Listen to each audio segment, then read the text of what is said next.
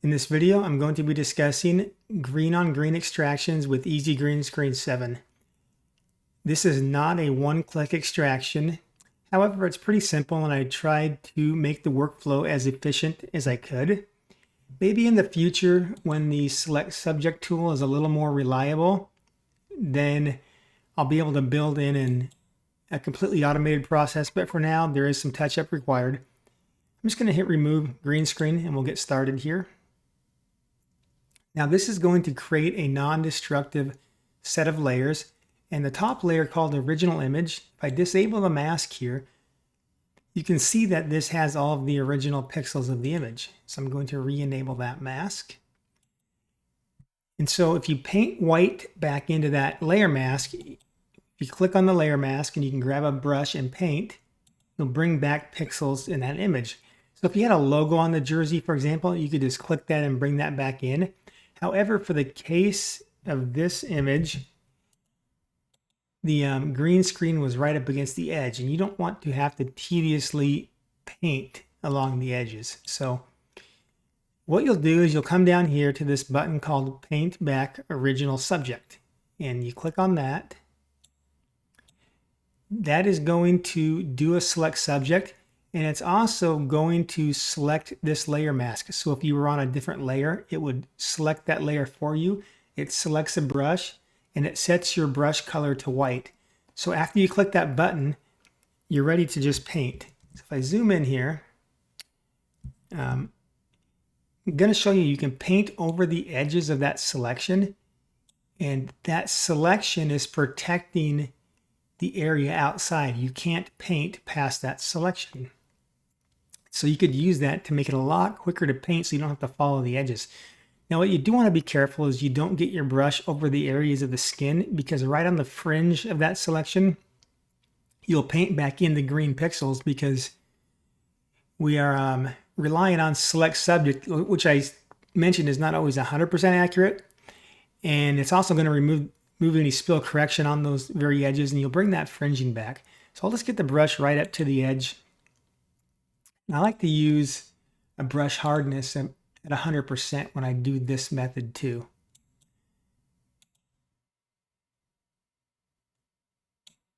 But you can paint as quickly as you want, or you can be as careful as you want around those edges of the skin. It's really up to you how picky you want to be.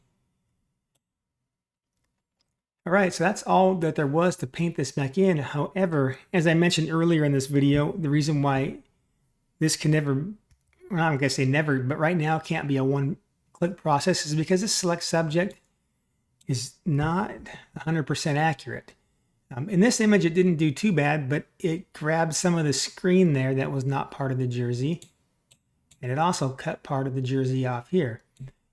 So depending on how well it makes this selection, you can use your tools in Photoshop to modify the selection, or you can just deselect at this point and just finish the touch-up without a mask. So I'm going to, or without a selection, excuse me. I'm going to deselect here. And then I'm going to hit the X key on the keyboard, which just switches the background and foreground swatch. So now it's putting black into the paint. So now I'm just going to paint off that area that we painted back on that's part of the background. I'm going over the edges of the basketball and the thumb too. And as you see, I'm not actually erasing those because I'm painting in this original image mask, which is only going to bring back areas when we paint in. But if that mask, like I said in the beginning of the image, without that mask, when it was completely black, we have our original extraction. So anywhere we paint that off where the image was already original, it's not going to erase that, if that makes sense, because we've already got this layer down here. I'm going to go over here now, and I'm going to hit the X on the keyboard again to switch this to we're painting white in the foreground, and grab my brush. And with this, I'll be as careful as I can just to get this close. You don't have to be always 100% perfect. Like for example, if I go over the edge a little bit, I doubt anybody's going to notice that little bit of green screen bordering the green jersey. That's pretty much the same color. So I guess I'd just be as tedious as you want or as sloppy as you want. It's really up to you, but it's actually a pretty simple process. So once you're done with this, of course, you would just merge into single layer. Now you've got this image cut out with the green on green. I think I did miss a piece in there. Oh well, but you get the idea. So what's really cool too is you could use this mask checker plugin, which is not my plugin, an $11 plugin. But if you are painting, you could use this and you could more quickly see areas that you miss. I think I'm going to leave this on, and I'm going to do this when I demonstrate the next part, which is the batch. I highly recommend this plugin. You get it under the browse plugins here. Like I say, it's $11. It's not mine. I bought it, so you'll have to buy it too. But it's actually pretty cool. It doesn't actually change the pixels. These magenta pixels right here are not part of the image. That's just how it's displaying transparency. That's all this does is changes how you're viewing the transparency. All right, so let's run a quick batch here so I can show you the workflow for batch, because I've got an option in here that speeds it up for your batch processing too. So I've already got the folders selected here, but to get the batch processing mode you want, if you're in Extract Auto, you're not going to have this. You need to be in Extract and Edit or Edit PSD files. So the difference between these two modes is if you're in Extract and Edit mode, it's going to first extract the image and then pause for you to edit. And then when you hit continue, it moves on. If you're in Edit PSD file mode, it's just going to open PSD files that you've already extracted. That way you can edit and save. So if you don't want to sit there and wait for each image to extract, you could pre-extract them all and then use this. And it's going to open up each of those for you to edit. And it's pretty much like the Workflow Helper plugin if you've used that. But if you're in either of these two options, you'll have this green on green workflow. So if I check this, let's just hit run green screen batch. It's going to do the extraction, but then it's going to run that button to do this selection for us. Select the proper layer, select our brush, and make the color white if this swatch was any other color. So that's going to save you quite a few clicks there to get you prepared and ready to paint. And now that we've got our mask checker with our magenta here,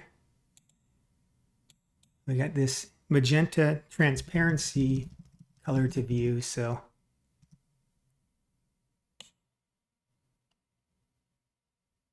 and this one, you see that it missed this, or it grabbed an area inside the arm. And you'll see that sometimes with select subject too, is these areas between the arm and the person, it likes to include those in the subject.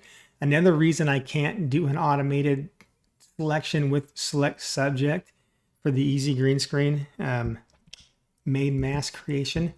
That's okay because it's pretty easy to touch up. So I'm going to Command D, or be Control D on Windows to deselect.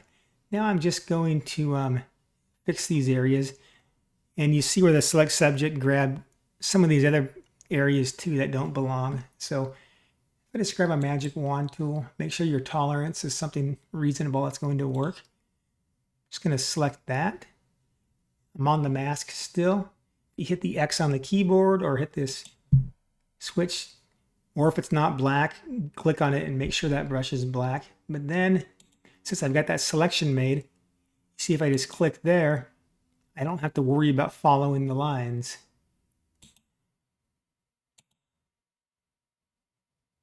Do the same thing there. I'm going to grab my brush, click there, and let's grab my magic wand here. You might have to adjust your tolerance on your magic wand again. There's more than one way to select. I'm not going to tell you you have to do it my way, but But making this selection before you paint in this mask is really powerful because you just paint right over the lines. Anyway, that's pretty quick. Let's just hit save and continue. And it's going to save that image off. Pull up the next one. It'll run the extraction and then get us ready to paint. And this was the same image that I did in the beginning of the video, which I can actually do these a lot faster when I'm not explaining myself. You'll get pretty quick at this too. Once you're good at this, it's usually only takes you like 15 to 30 seconds an image, especially after you get your keyboard shortcuts down.